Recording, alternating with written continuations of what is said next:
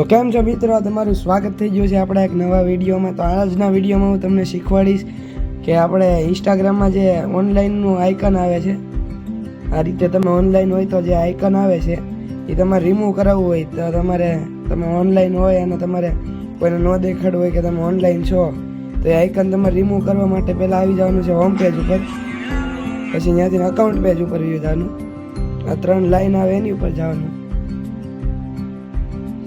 પછી વ્યૂ જવાનું નીચે મેસેજ એન્ડ સ્ટોરી રિપ્લાયસમાં, એમાં જઈ અને શો એક્ટિવિટી સ્ટેટસ એની ઉપર દબાવવાનું અને આને કરી દેવાનું બંધ, એટલે તમારું એક્ટિવિટીનું સ્ટેટસ થઈ જશે બંધ, કોઈને ખબર નહીં પડે કે તમે ઓનલાઈન છો।